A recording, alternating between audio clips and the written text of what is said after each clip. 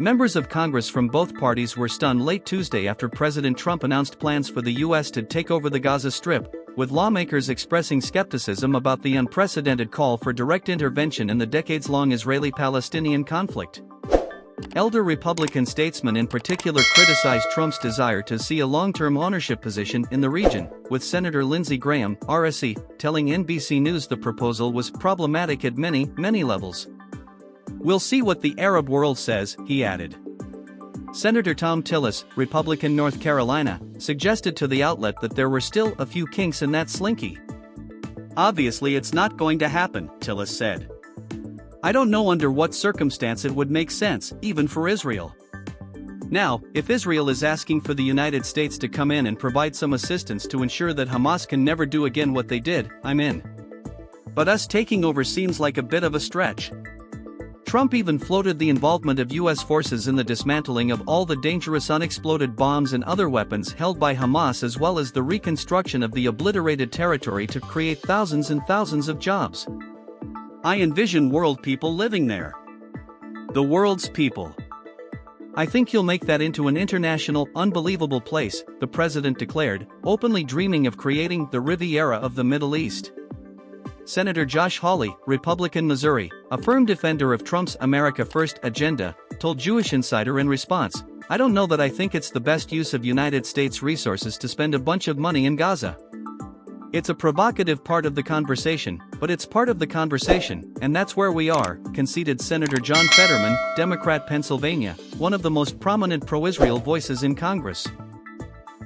Others, mostly on the House Republican side, were ecstatic at the idea, though several senior foreign policy leaders on Capitol Hill had yet to comment on the proposal as of Wednesday morning.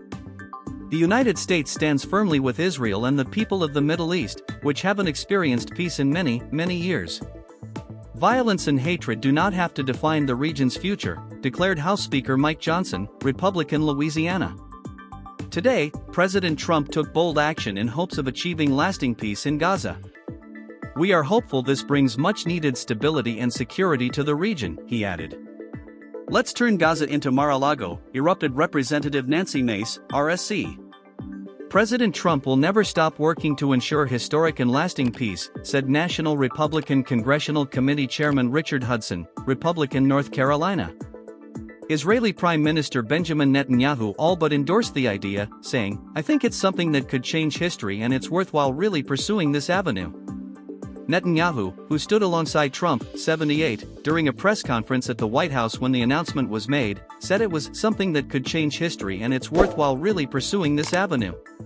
Trump sees a different future for that piece of land that has been the focus of so much terrorism, so many attacks against us, so many trials and so many tribulations, Netanyahu added. Meanwhile, Democrats tore into the commander-in-chief over the announcement, with Senator Chris Coons, Democrat, Delaware, saying it had left him speechless. "That's insane. I can't think of a place on earth that would welcome American troops less and where any positive outcome is less likely," Coons erupted to NBC News.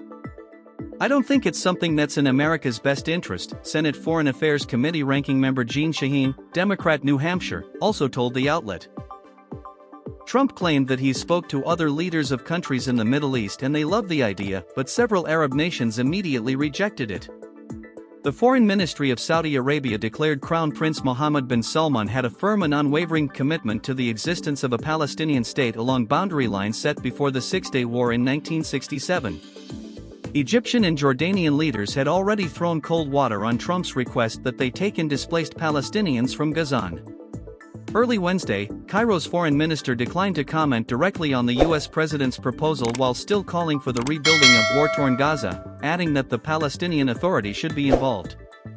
Trump did not discuss a timeline for the U.S. presence, as Israel continues to negotiate with Hamas to release the last of the hostages held by the terror group in Gaza amid a 42-day ceasefire.